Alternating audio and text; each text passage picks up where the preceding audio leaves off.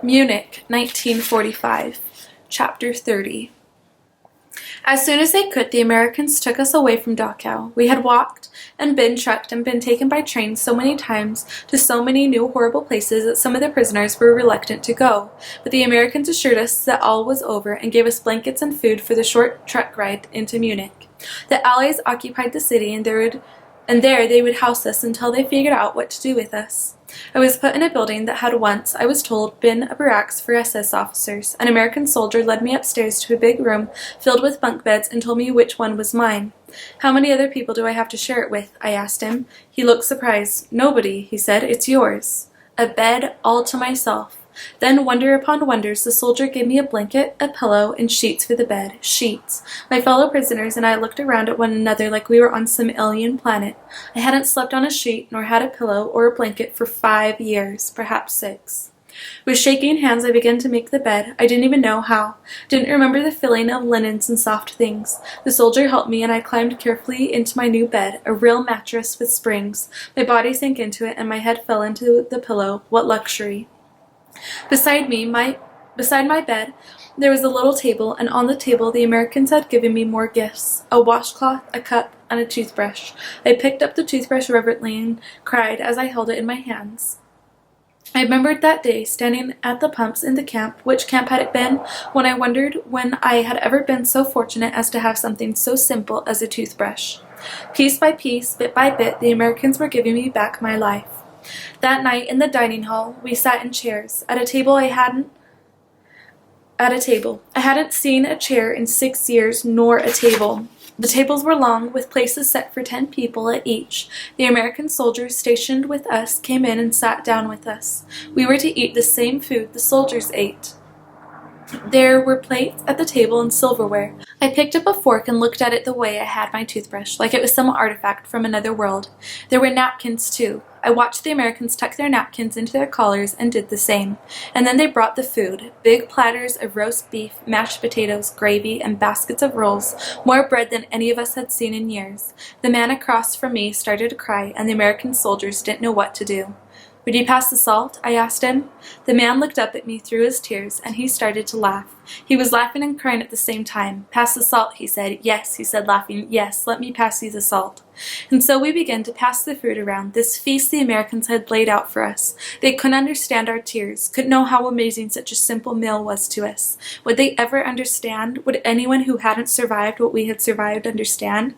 We could tell them about it, describe in every detail the horrors of the camp and the way we were treated, but no one who had not been there would ever truly understand. As the food filled my plate and the soldiers and former prisoners around me began to eat, I remembered that day in Krakow so long ago, the day the war had begun. I remembered the food on the table in my old apartment in Podgorze, and all my family sitting around me: mother and father, Uncle Mosh and Aunt Gisela, and little cousin Zitka, and Uncle Abraham and Aunt Fela, my cousins Salah, Dawid, and their 2 boys. They were all dead and gone now. I thought too of my friend Fred, and the boy who had been hanged for trying to escape, and the man who had fought back, and all the other people I had watched die.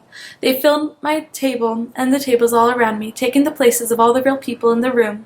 The dead would always be with me, I knew, even when I was surrounded by life again, even if the Americans gave me back all the objects I had lost. It would be the same for all the other prisoners, too, I knew. They smiled as they ate, but there was sadness in their eyes, sadness for the people we had lost and would never get back. But I was wrong about losing everyone. A few days later, I was out for a walk in my Munich neighborhood. I walked the streets whenever I could. I still wasn't used to the fact that I could walk as I pleased, that I wasn't gripped by thirst and hunger every second.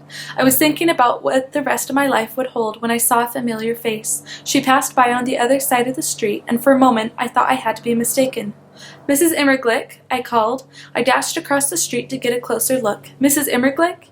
The woman turned. It was Mrs. Immerglick, the mean old lady who'd lived across the hall from me in Krakow. She burst into tears when I told her who I was, and she hugged me so hard I couldn't breathe. "Oh, Yannick, it is so good to see you," she said at last. "The last time I saw you, you were just a boy. Now look at you. You're a grown man."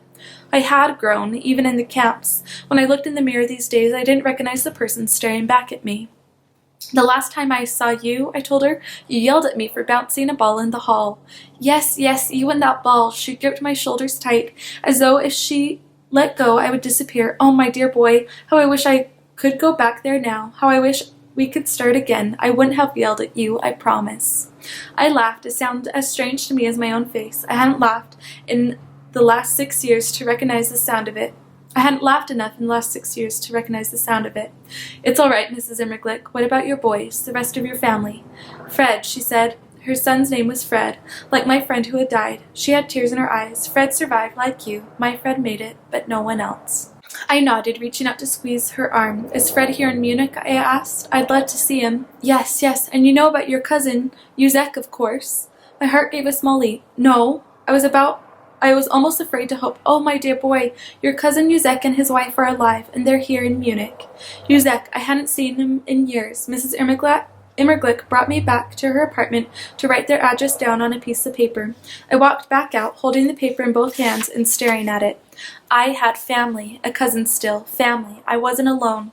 I went to see them as soon as I could. Cousin Yuzek met me at the door, hugging me even harder than Mrs. Immerglick had. He pulled me inside and introduced me again to his wife, Hella. We cried and laughed and cried some more. How did you survive? How did you make it? We asked each other again and again, telling our stories long into the night. Yuzek and his wife had survived by hiding with friends, and they had taken in another family, the Gamzers, who had survived the same way. There were 3 of them, Isaac, Barbara, and little Lucia, a 12-year-old girl who sat in the corner reading a book the whole time. What are your plans now, Yannick? What will you do? Isaac Gamzer asked me as we sat around their table. I shrugged. It was true, life had to go on. I like movies. There's a theater near where I live now. I thought I would try and get a job as a projectionist. No, Yannick, you need to go to America, Yuzek told me. That's where the opportunities are. That's where you can build a new life for yourself. America? It felt so out of my reach now. I don't have any papers, any money, I replied. How would I ever get to America? There's a special program, he told me, for Jewish orphans of the war. They will help you get your visa and pay your way.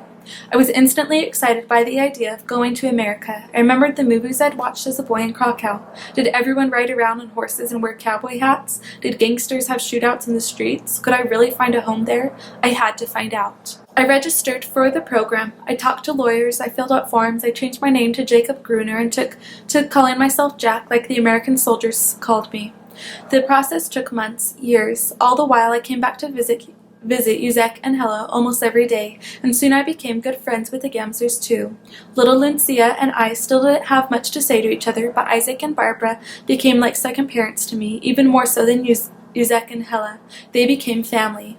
It was hard to leave my new family when the papers finally came through in March of 1948, but I had spent years trying to get to America, and I was determined to go.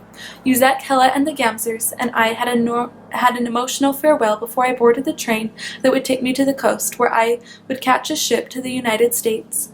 The Gamzers planned to come to America too, when they could, and I promised to stay in touch. It had been almost a decade since the Nazis had rolled into Krakow, and almost that long since I had last seen my mother and father, my uncles and aunts and other cousins, but they were gone now. I would always yearn for them and remember them, but there was nothing left for me in Europe but ghosts. I had said goodbye to all of them long, long ago. I stepped on board the train and didn't look back. For 9 years I had done everything I could to survive. Now it was time to live.